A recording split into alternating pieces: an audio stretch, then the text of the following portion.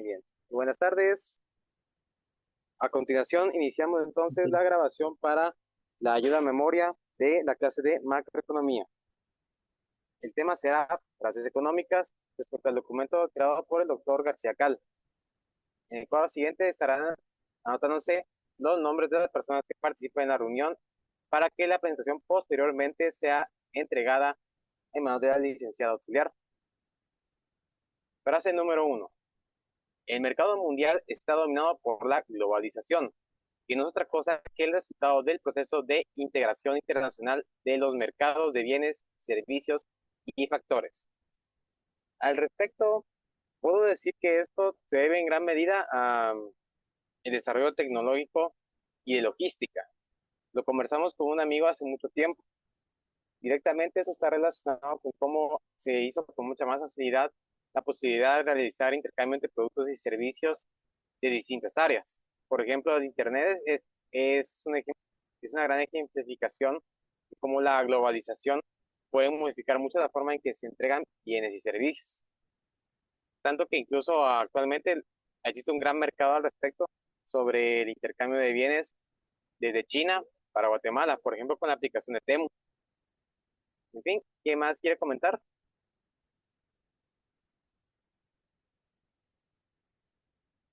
Diego, soy Marilyn. Yo lo que quería comentar es también que lo que ha ayudado mucho para que haya una globalización también son todos como los tratos de más que todo de libre comercio que han existido también entre países, o sea, esas cooperativas que ellos han hecho entre países para también ayudarse como que llevar un producto que ellos no tienen de otro país y a la vez pues también ellos mandarnos otros productos y que sea menor todo el tema de aranceles, de impuestos. Entonces siento que eso también, todos esos convenios que han hecho, ha ayudado bastante. Entiendo. Básicamente es como una negociación entre países para que tú tienes algo y el otro país te entrega algo que el otro país carece. Como un intercambio general, por decirlo así. Sí, exacto. Genial. ¿Alguien más quiere comentar algo? Yo, no sé si me escucho, que Claro, adelante. gracias. La globalización entiendo que es como la OMS, que está en todas partes, o sea, como que es un grupo o es por ejemplo, es una actividad económica internacional. Por ejemplo, ¿cómo se llama? El ISO, que eso es como que internacional, se aplica en todo el país y eso también forma parte como la OMS, por decir así. Entonces es una globalización que no puede separar, como por ejemplo Guatemala no puede separarse de eso. Es cierto, porque mira, básicamente involucra a varios entes internacionales y la economía básicamente, o sea, ha hecho que la economía de un país esté muy relacionada estrechamente, como dijo bien Marilyn, por tratos económicos, libre comercio, aranceles, etcétera. Y ha llegado a tal punto que un país no puede sobrevivir únicamente con siendo una economía muy cerrada, pues la globalización ha hecho que sea necesario que el país se exteriorice y abra las fronteras a estas posibilidades. Me imagino que eso te referías, ¿verdad, amigo? Así es, así es, Diego. Perfecto. Bueno, pasemos a la siguiente frase. Frase número 2. La deslocalización es desplazar una actividad productiva empresarial a otro país, generalmente por razones de costos menores en la mano de obra. Ahora mismo no tengo un ejemplo a la mano de esto, salvo quizás una respecto a una empresa de animación, que solamente que no es tanto de trasladar la actividad a otro país, sino de conseguir mano de obra más barata mediante personas que hacen trabajos a distancia en otros países. Y a la larga resulta menor porque se ahorran costos, a este punto de que el trabajador esté presente en el edificio trabajando. En cambio, contratar a alguien en otro país sale mucho más barato. Sin embargo, quería preguntarle si alguien tiene un ejemplo un poco más claro o algún comentario al respecto. Yo tengo dos ejemplos. Estaría el ejemplo de lo que son todo lo que es el tema de maquila, porque si se dan cuenta, actualmente en Guatemala hay mucha maquila, ¿verdad? Donde se producen mucha ropa de varias marcas reconocidas, que al final, pues, acá las fabricamos. No es tal vez de que no sea original, porque el producto sí es original, únicamente que está hecho acá, pero que es por lo mismo que dice el tema de la deslocalización, que la mano de obra de acá es más barata, o sea, ahí sí que nos conformamos con ganar poco y producir bastante. Entonces muchas empresas vienen a colocar acá ¿cómo se llama? Sus empresas, ¿verdad? Valga la redundancia, así como, y si se dan cuenta, todas las textileras no son, los dueños no son guatemaltecos, la mayoría son coreanos, son japoneses. Entonces, y también porque acá, hasta donde yo sé, ellos están exentos de ciertos impuestos, entonces ahí se ahorran bastante. El otro también ejemplo que yo daría es el tema de los call centers, porque al final también son como maquilas, solo que de servicio, y es por lo mismo, ¿verdad? Porque acá pues todo ese servicio sale más barato que las empresas directamente las contrataran en sus países. Excelente, muy buenos ejemplos. Bueno, por Podría cuestiones de ser un tiempo, ejemplo también como en México, que muchas empresas de vehículos que traen sus plantas o sus fábricas en ese país, siendo estadounidense o de otros países extranjeros, con el fin de que sus manos de obra sean más como que más baratas porque pagan menos, y luego lo exportan porque ganan. Entonces podría ser otro ejemplo. sí, de hecho, al final todo esto se resume en un problema de que, por ejemplo, acá hay demasiadas exoneraciones de impuestos educativos, o sea, de impuesto directo de capital. Y eso hace que muchas empresas se interesen a venir a invertir acá porque se ahorran también esos costos de impuestos. Ahora, de cuanto a la mano de obra, ya queda bastante claro que con la maquila o también con los vehículos se paga una mano de obra menor que si lo hicieran en sus propios países. Realmente un conflicto surge aquí de que mm, se- tal vez la población se conforma con poco o más bien no existen mejores oportunidades de trabajo para la población. En fin, muchas gracias. Vamos a pasar a la siguiente frase. Número 3. Aquí hay dos porque tienen que ver un poquito con lo mismo cada uno. Outsourcing es la contratación de un servicio empresarial que resulta más económico que contratar personal de planta, ya que en los meses en los que no es necesario el servicio, sencillamente no se contrata. Offshoring es el outsourcing, pero contratado en otro país. Outsourcing internacional. Esto lo imagino más o menos que es como subcontratar.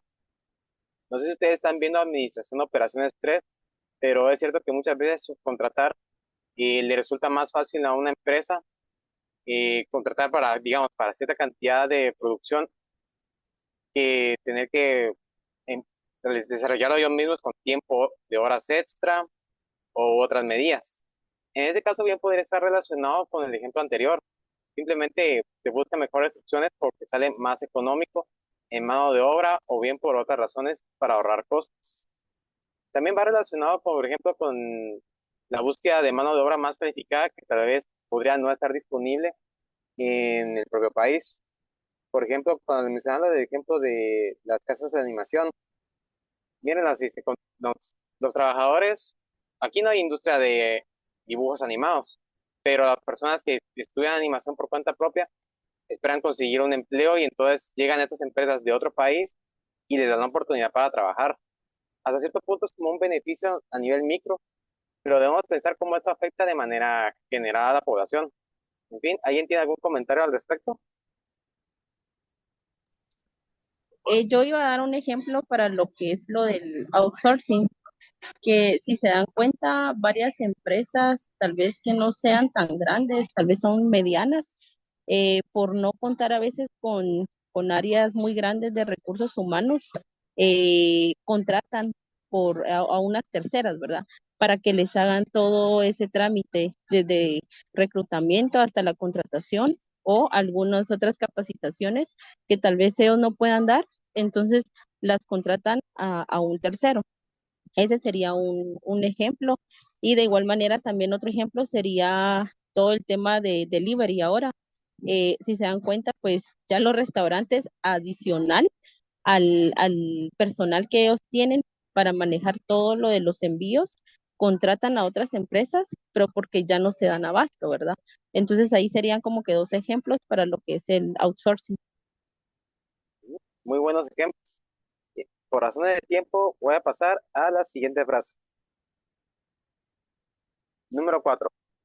El beneficio de las compañías multinacionales es la transferencia del progreso tecnológico y de mejores prácticas entre un país y otro. ¿Alguien tiene algo que comentar al respecto?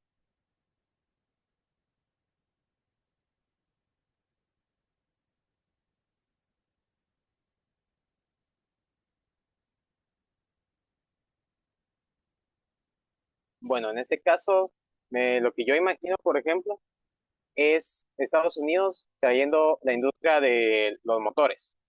No había automóviles aquí en Guatemala, pero Estados Unidos ya lo tenía ellos ya para la mayoría de su público, la mayoría de los habitantes. Entonces, cuando una multinacional decide explorar mercados extranjeros a otro lado, ven la oportunidad de que aquí, por ejemplo, hay necesidad de movimiento y de logística. La gente tiene que transportarse. Entonces, la multinacional decide, en pos de ganancia, ir a buscar a otros mercados, en este caso, otros países, lo cual hasta cierto punto es una mejora del equipamiento tecnológico actual del país que lo recibe. Básicamente es como introducir algo nuevo a un país que aún no tiene acceso a una tecnología nueva. ¿Alguien tiene algo más que comentar? Buenas tardes. Pues yo solo aquí un pequeño comentario, ¿verdad? En este caso también hay que tomar en cuenta, pues que, bueno, yo tomando el ejemplo de una multinacional, por ejemplo, como es McDonald's, ¿verdad? Al momento de que esta empresa se pueda establecer en otro país, también tiene que considerar básicamente, pues, el tema de la cultura a donde está llegando, ¿verdad? Ya que, pues, se tiene que adaptar básicamente a a esta cultura, valga la redundancia otra vez, ¿verdad?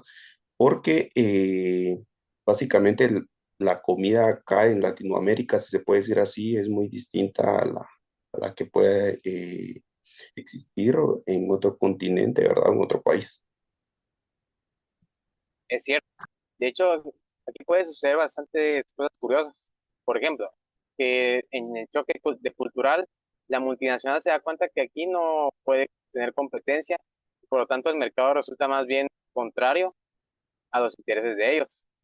McDonald's, por ejemplo, en realidad se ha adaptado bastante bien incluso en otros países, cambiando completamente sus recetas para que sean del agrado del público. Buen ejemplo, compañero. Em, Voy a pasar a la siguiente frase. Número 5. Una economía de red implica la división internacional del trabajo, que permite producir un bien ensamblado en un país, pero cada parte producida en un país distinto, proceso llamado fragmentación de la producción. Esto es básicamente el ejemplo que siempre dan de los autos.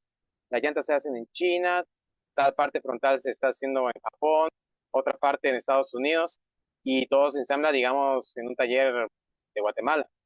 Básicamente todo el trabajo, originalmente imagínense esto, la división del trabajo implicaba que toda una unidad de producción requería un grupo de tareas dedicado y cada persona se dedicaba a una tarea en específico.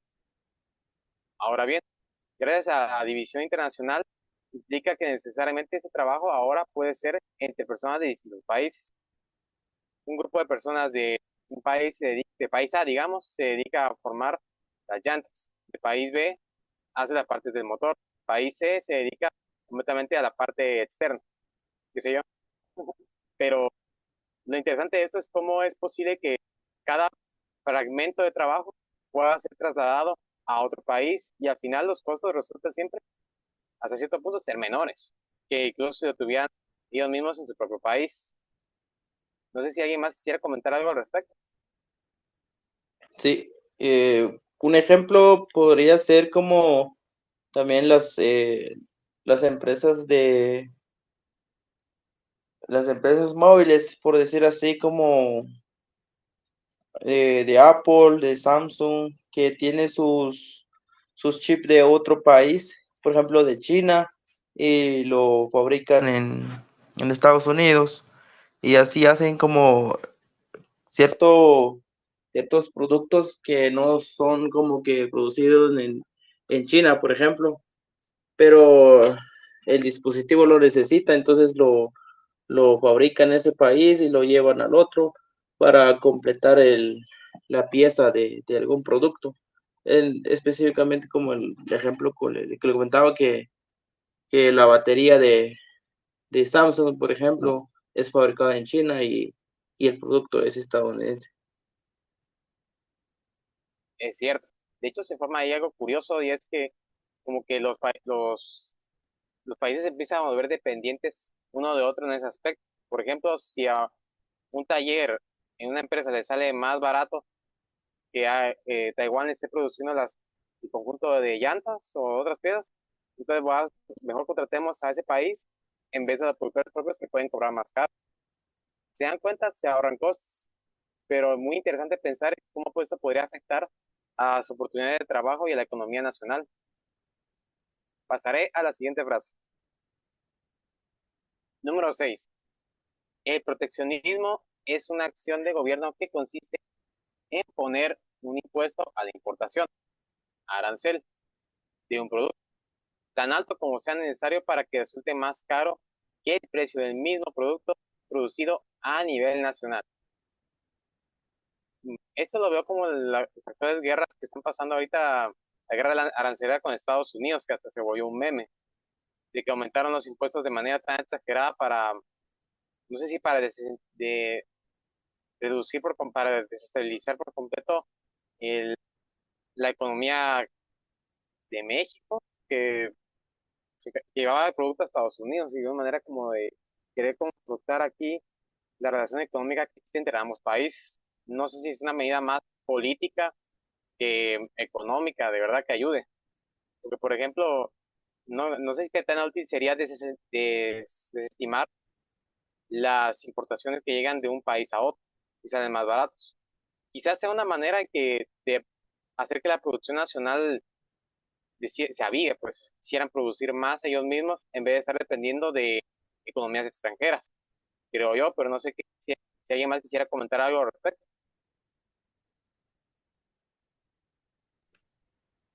Y también es necesario tomar en cuenta también lo que mencionaba la compañera al inicio, el tema de los tratados de libre comercio. Pues también acá Ujú. existen lo que es la desgravación arancelaria, ¿verdad? Esto pues a través de estos tratados de libre comercio pues se llegan a acuerdos en donde prácticamente anualmente estos porcentajes de aranceles pues van disminuyendo, ¿verdad? Hasta el punto de llegar a cero, ¿verdad? Y prácticamente ese sería el objetivo de estos tratados de libre comercio, ¿verdad? Que estos productos puedan entrar a los países en donde se lleguen estos acuerdos. Básicamente, con ese contrato, el arancel pasa a ser cero en un determinado tiempo, ¿correcto? Sí, es correcto, ya sea por ejemplo, que sea la desgravación a 10 años, sea, no sé, un 15% del arancel, ¿verdad? Ya al momento de que se cumple esos 15 años, básicamente, de ahí en adelante, ya el arancel pues ya se queda en cero, ¿verdad? Y ya el producto ingresa al país sin ningún tipo de impuesto. Ay, eso sí no lo sabía, ¿verdad? Muchas gracias, compañero. La verdad que eso sí está bastante interesante. En resumen, podemos decir que es un incentivo a largo plazo, porque a corto plazo las empresas tienen que pagar aún para que el producto esté ingresando a otro país, pero con el largo plazo ese costo va a desaparecer, haciendo que la relación mejore. Es un compromiso hasta a largo plazo y hace que necesariamente los países se relacionen más estrechamente, siento yo. Sí, correcto, así es. Perfecto. Pasaré a la siguiente frase. Eh, ¿Cuántos compañeros están conectados actualmente? Somos 10. 10, 10. Ok. Bueno, tomando en cuenta que yo estoy grabando en una cuenta, en la cuenta de mi hermana, yo estoy en una cuenta aparte. Bueno, para quienes no han participado, recordatorio de que no es cosa de conectarse, sino de participar en voz. Si quieren participar, pueden mandar un mensaje o interrumpir por voz, no hay ningún problema. Pero recuerden, la participación es únicamente eh, mediante voz. Aquí me confundí, creo. Ahí está. Número 8. Bajo el principio de la escasez de los bienes, aparece una frontera de producción en donde para tener más de un bien es necesario sacrificar otro. En la producción sería producir más de un bien, implica producir menos del otro. En el consumo sería consumir más de un bien, implica consumir menos del otro. Vale, principio de escasez de bienes. Esto básicamente no es tanto, va un poco relacionado con el costo de oportunidad, frase que vamos a ver más adelante. Pero en este caso yo lo imagino así. Tenemos 10.000 quetzales de inversión. De esos 10.000 podemos invertir ya sea en, digamos, una computadora nueva más eficiente o bien en equipo de impresora también más eficiente. El problema es, ambos bienes, supongamos, cuestan lo mismo. Entonces, si yo consigo una mejor computadora, puedo rendir más para todo lo que ello requiera. Pero bueno, entonces, digamos que yo también necesito una impresora mucho más actualizada. El problema es que entonces ya no tengo el poder económico para poder obtener ambos bienes. Entonces, podemos decir que en este caso está relacionado también en la capacidad de ingreso de la persona. Si yo tengo el dinero suficiente para poder adquirir un bien, ¿y a qué estoy renunciando? Básicamente se resume en qué productos ya no puedo acceder si consigo otro. No sé si alguien quisiera decir algo al respecto.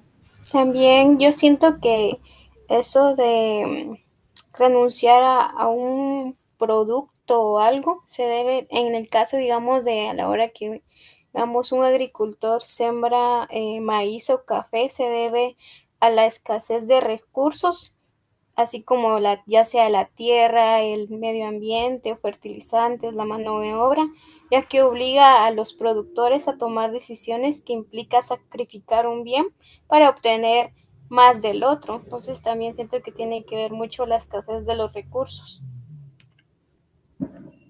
Es cierto. Muy buen ejemplo, compañera. No sé si alguien quisiera comentar una última cosa respecto a esta frase. Sí, yo también estaba, bueno, yo lo asocié también así, ¿verdad? Que por ejemplo, en este caso se ha dado mucho últimamente de todo lo que es el aceite de palma, ¿verdad? Y ese pues realmente lo que sacrificamos ahí son nuestros recursos naturales, porque para poder sembrar la palma pues ha habido mucha deforestación en ciertas áreas. Entonces yo fue así como lo asimilé, o sea, sacrificamos nuestros recursos para poder obtener un producto en específico. Ah, es cierto. De hecho, sí es cierto, aquí implica mucho la relación de recursos naturales y el desarrollo económico sostenible. Si consumimos demasiados recursos naturales, básicamente ya no se podría producir ningún otro bien. Básicamente sacrificamos recursos naturales para obtener un producto. La duda es a qué exactamente estamos renunciando. La renuncia de recursos naturales nos quita, por una parte, la oportunidad de producir otros bienes, pero a largo plazo también termina dañando la capacidad productiva en general. Los suelos se degradan, los recursos desaparecen y hasta cierto punto, eh, básicamente ya no hay una relación directa entre el consumo de la población y la cantidad de recursos disponibles. Sí, es cierto que el tema de escasez aquí afecta bastante y debería haber incluso consideraciones ambientales al respecto. Muy bien, pasaré Sí, a la como el siguiente caso frase. perdón, Adelante. como el caso de ahora, digamos que tantos incendios hay ahorita, los recursos pues van minimizando porque ya la tierra ya no es fértil, sino ya está, ya no va a producir más alimento ahorita con esto que está pasando en muchas partes de aquí de lo nacional, ¿verdad? Entonces sí, eso está afectando mucho para producir más recursos. Exactamente. Muy bien, pasaré a la Mira, siguiente frase. Sí, disculpa, compañero. Diego. Mira, fíjate que estaba viendo eso del consumo, donde dice que consumir más de un bien implica consumir menos del otro. Yo entiendo más que eso como, por ejemplo, de las tortillas, por ejemplo.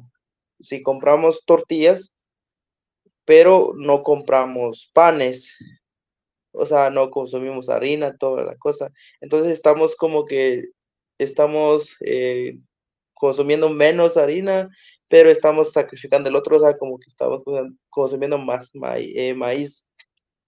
Eso sería un ejemplo en consumo. Cabal, excelente ejemplo, Es igual compañero. que un negocio de panadería, si uno, el panadero tiene que ver cuál es que se consume más y cuál es el que se consume menos, así como digamos como pan francés se compra más, él hace más, o disminuye la producción del pan dulce porque casi muchas personas no comen, eso podría ser otro ejemplo. Es verdad. Muy bien, gracias, compañeros. Por cuestión de tiempo, vamos a pasar a la siguiente frase. Número 9. Bajo el principio de la escasez. Pero esto es el mismo que el anterior. Aquí me confundí, disculpe. El costo de la oportunidad. Ahí es el costo de oportunidad. Es cierto, los había juntado aquí, Estaba disculpen. aquí, ajá. Ok, lo voy a leer. Costo de oportunidad significa perder algo como consecuencia de una decisión. Y ese costo de oportunidad siempre tendría que ser menor a lo que se gana con la decisión tomada. Ok, esto básicamente está relacionado con los ejemplos que vimos anteriormente. De por sí, esto implica algo, una relación de valor que vivimos en socioeconomía. Todo bien producido, todo bien de intercambio que tenga algún valor, cuando lo entregas, pierdes algo a cambio. En este caso, en anterior era el trueque. Imagínense que yo tenía que dar cierta cantidad de maíz para obtener cierta cantidad de frijol. Pierdo un bien, pero tengo otro. La duda es, ¿ese frijol que yo tengo, lo necesito? En el caso actual, el dinero ahora es un medio de cambio más generalizado, por lo que cuando yo renuncio a una cantidad de dinero, lo único que pierdo es la cantidad específica. Ahora, la decisión de qué más puedo hacer con eso depende directamente de mi forma de consumir. No sé si alguien quisiera añadir algo al respecto. Pues yo lo asimilo también como a veces hay muchas veces que hay personas que se encuentran cuando terminan de estudiar en la decisión de ya sea seguir estudiando o ingresar al mercado laboral porque sus medios no se lo permiten hacer las dos cosas y entonces ahí inciden que a la hora que empiece a trabajar después de graduarse, podrá que gane mejor dinero, pero pierde esa oportunidad de obtener un título universitario, que el cual pues puede ser que le permita un mejor puesto, qué sé yo. Entonces allí como que está perdiendo una oportunidad. Entiendo. Básicamente, de fuera del ámbito económico y ya visto de manera social, Uh-huh. si uno hace una cosa, deja de hacer otra. Hasta cierto punto aquí demuestra que a veces el tiempo y la oportunidad de hacer algo es limitado. La duda es a qué se está renunciando. La verdad, el ejemplo del estudio es algo bastante bueno, porque en nuestra jornada, por ejemplo, la cantidad de personas que trabajan y estudian al mismo tiempo es definitivamente más del 90%. En la jornada nocturna también sucede más o menos lo mismo. La mayoría de las personas que están ahí trabajan y estudian, pero muchos terminan abandonando la carrera y dejan de lado la oportunidad de seguir estudiando para mejorarse íntegramente, lo cual significa siempre una mejora para el país. No sé si leyeron el documento de ICEFI, pero siempre la educación hace que la pobreza sea reducida. Ahora imagínense que los índices de pobreza no solo se refieren directamente a la persona individual, sino también a la familia. Entonces, si una persona aumenta su posibilidad de dejar de ser pobre estudiando, también lo hace para su familia, mejorando económicamente en general. Ahora imagínense que muchas personas decían por varias razones abandonar los estudios. Claramente esto es un impacto enorme y no solamente la persona pierde, generalmente, en manera general, toda la sociedad está perdiendo la oportunidad de tener personas mucho más educadas, mucho más preparadas para un ambiente más exigente. ¿Ok? Voy a pasar a la siguiente frase. Nos quedan 5 minutos de grabación y nos faltan 2 frases. Número 10. Costo de transacción son los gastos que no están contemplados en el precio, pero que al final se pagan al comprar un bien o servicio. No sé si alguien tiene algún ejemplo al respecto. Yo, Yo imagino. Yo eh, tengo perdón. Adelante. ¿Qué Bueno, habla en la este caso yo, sí, bueno, en este caso podría ser un ejemplo de la compra de un carro. El carro tiene un precio, pero lo que no se tiene contemplado a veces es que hay que hacer un traspaso, las placas, que ahora el seguro también, ¿verdad? También el impuesto de circulación, el mantenimiento, todos esos gastos son algo extra que no se contemplan dentro del precio del carro. Ya. Sí, el ejemplo del carro es bastante bueno. Sí, yo Básicamente es también como un. tenía, y así como de un terreno, si uno compra un terreno, el registro de la propiedad, el impuesto sobre la compraventa del bien inmueble, entonces todo eso también. También lo del pago del IBU, que al final, Ujú. pues, Es es un un, costo adicional. ajá, que uno va a tener un gasto más mensual que estar pagando eso. También muy buenos. También en la compra de un producto en línea, de traerlo de otro país, también gastos de envío, también tienen que pagar impuestos de importación para que el producto llegue aquí al territorio nacional. Excelentes ejemplos, compañeras. Pasaré a la siguiente diapositiva. Y es la última frase. Bien, nos quedan 3 minutos y medio. El modelo simplificado del sistema económico pertenece al funcionamiento de una economía de mercado, pero si en el lugar de las empresas se coloca el gobierno, el modelo pertenecería a una economía de planificación centralizada, también llamada socialista, como ocurre en Cuba.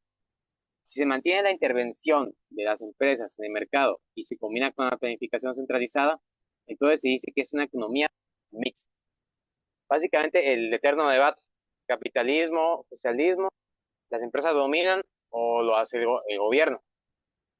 En esta situación es un tema algo delicado por la parte política.